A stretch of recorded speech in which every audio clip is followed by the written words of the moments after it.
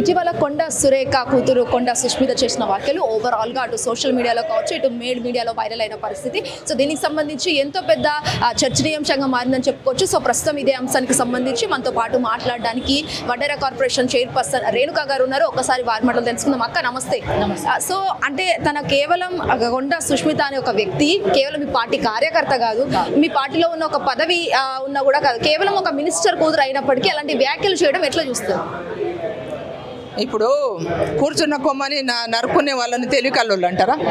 తల్లి పాలు తాగి పెరిగిన ఆడబిడ్డ 9 నెలలు కానీ మోసే తల్లి బాధ ఏందో మనకు తెలుసు. ఆడ మనుషులుగా పార్టీ 10 సంవత్సరాలు కష్టపడితే అధికారంలోకి వచ్చిన కాంగ్రెస్ పార్టీని నువ్వు ఏదో మినిస్టర్, నీకు అదృష్టం బాగుండి మినిస్టర్ బిడ్డ అయినవు. అదే ప్లేస్లో నువ్వు మినిస్టర్ బిడ్డ అయితే నీకు కూడా హోదా పెరుగును ఏమో, నాకు కూడా పెరుగుతుంది హోదా. అయినంత మాత్రాన మన నోటి నుంచి ఏ మాట వచ్చినా కరెక్ట్ అవుతుందా? అంటే నువ్వు మినిస్టర్ బిడ్డ తప్ప నీకు మిగతా హోదా ఏముందని నేను అడుగుతా ఉన్నాను. అంటే చాలా వరకు ఎట్లా అంటే బీఆర్ఎస్ పార్టీ వాళ్ళకి ఇప్పుడు ఆమె మద్దతుగా మాట్లాడుతున్నట్ట కొన్ని మాటలు కూడా వస్తున్నాయి. మరి అవి విమర్శలైనా ఆరోపణలు అనుకోవచ్చు. ఆమె బీఆర్ఎస్ బీజేపీ వాళ్లకు తొత్తుగా మారి అంతకుముందు హరీష్ రావు మరి కేటీఆర్ ఏదైతే మాట్లాడిరో, మా రేవంత్ రెడ్డి సీఎం గారి బ్రదర్స్ గురించి వాళ్ళు ఏదైతే మాట్లాడిరో అదే వ్యాఖ్యలు ఈమె మాట్లాడుతుంది. అంటే ఆమె వాళ్ళ మాట్లాడే మాట ఈ మధ్య హరీష్ రావు గారు కాంగ్రెస్ పార్టీ మీద మా సీఎం గారి మీద చేస్తున్న అభివృద్ధి చూడలేక పోయి కర్ణాటక అక్కడెక్కడో అని మంత్రాలు తంత్రాలు చేపించి వచ్చిండు. ఆ విషయం మా సీఎం గారు రేవంత్ రెడ్డి అన్న ప్రతి ఒక్క మీటింగ్లలో అది చెప్తా ఉంటే ఇది బాగా ఎలిగేషన్ అయిపోతుంది, ప్రజలందరూ నమ్ముతా ఉండ్రు, నేను చేసింది కరెక్టే కదా, దానికి సమాధానం చెప్తా లేదు, మీరు గమనించిరో లేదా అన్న ఇన్నిసార్లు మీటింగ్లలో మాట్లాడుతూ ఉన్నాడు. ఏడనైనా రిప్లై ఇచ్చిండా? మరి ఇయ్యనప్పుడు ఇంకా నేను మాట్లాడితే ప్రజలందరూ నమ్ముతుండ్రు సీఎం గారు చెప్పిన మాట, నా తప్పును నేను ఒప్పుకోలేను కాబట్టి వీళ్ళ పార్టీలో ఉన్న వాళ్ళని వీళ్ళనే ఎగేసి మా మీద రివర్స్ ఏమంటారుగా మా కన్నుతో మా ఏళ్ళతోటి మా కన్నే పొడవాలని చూస్తారు. అంటే చాలా వరకు మొన్న ఏదో కుంభమేళ జాతర అప్పటికి కూడా ఎట్లా అంటే నా కూతురే కాబోయే ఎమ్మెల్యే అని చెప్పేసి కూడా కొండ సురేఖ మాట్లాడడం జరిగింది అక్కడ. మరి ఇప్పుడు మళ్ళీ మీ ముఖ్యమంత్రి రేవంత్ రెడ్డి వెళ్ళి వేరే పర్సన్ని కూడా అట్లా టికెట్ క్యాండిడేట్ చేయడం కరెక్ట్ కాదు కదా. అంటే ఇప్పుడు ఏమన్నా వారసత్వ రాజకీయాలు కావాలని ఎవరన్నా కోరుకుంటున్నారా? రాష్ట్రంలో తెలంగాణ రాష్ట్రంలో ఇదేమన్నా కేసీఆర్ గవర్నమెంటా? బిడ్డకు ఒక పోస్టు, కొడుకు ఒకటి, అల్లుని కోటి, మళ్ళీ ఏంది మళ్ళీ సడ్డకుని కొడుకు కోటి పోస్టులు ఇవ్వడానికి ఇది టీఆర్ఎస్ పార్టీ కాదు. ఆ కొండా సురేఖ అక్క చెప్పింది అంటే ఎట్లా చెప్తారండి? వారసత్వ రాజకీయాలకు ఎవరు ఎంకరేజ్ చేయరు. మరి అట్లాంటిది అప్పుడు ఆడ ఉన్న పరిస్థితులు 2 సంవత్సరాల తర్వాత ఏ పరిస్థితులు ఉంటాయో ఎవరికి తెలియదు. ఇప్పుడు అక్కడ ఎమ్మెల్యే గారు ఉన్నారు కాబట్టి వారిని సపోర్ట్ చేస్తే పార్టీ ఇంకా స్ట్రెంత్ అవుతుంది. నెక్స్ట్ ఎలక్షన్కు మరి మాకు స్ట్రెంత్ అవుతుంది, కార్యకర్తలు మంచిగా ఉత్సాహంగా పనిచేస్తారన్న ఉద్దేశంతో సీఎం గారు చెప్పుండొచ్చని నేను అనుకుంటా ఉన్నాను. అయినంత మాత్రాన రేపు ఏం జరుగుతుందో రేపటికి రూపే లేదమ్మా. ఏదో ఊహించుకొని ఆడ ఏమో అయిపోతుందని 2 సంవత్సరాల తర్వాత జరిగేదానికి నువ్వేం చేయాలో నిజంగా తెలివి కల్లది సుష్మిత అయితే కాంగ్రెస్ పార్టీ కార్యకర్తగా నువ్వు ప్రజలలోకి వెళ్ళాలి. ఆ కాన్స్టెన్సీలో నీకు మద్దతు ఎవరెవరుండో వాళ్ళందరితోటి నువ్వు పార్టీ పరంగా వచ్చే లబ్ధి వస్తుందా రావట్లేదా?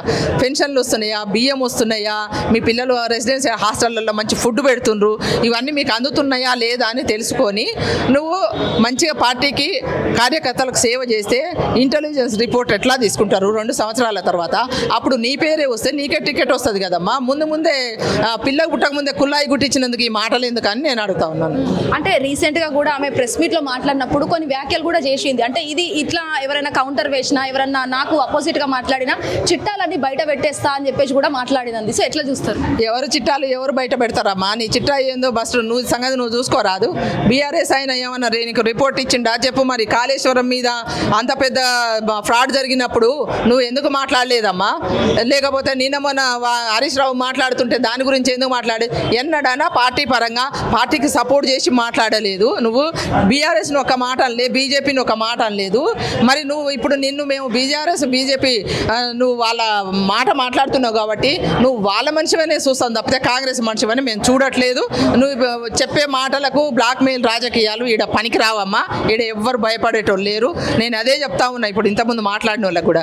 టైం చెప్పండి, డేట్ చెప్పండి, ఆమె ఏడ ఉంటుందో చెప్పు, పరకాల రమ్మంటే నేనే వస్తాను. మీ అందరు ఛానల్లో ఎండ పెట్టుకొని పోదాము. ఆమె కాడ ఏం రిపోర్ట్ ఉందో చూపెట్టమను. దాని గురించి మా సీఎం స్థాయి మనిషి అవసరం లేదు, నేనే వస్తాను ఒక కార్పొరేషన్ చైర్పర్సన్గా.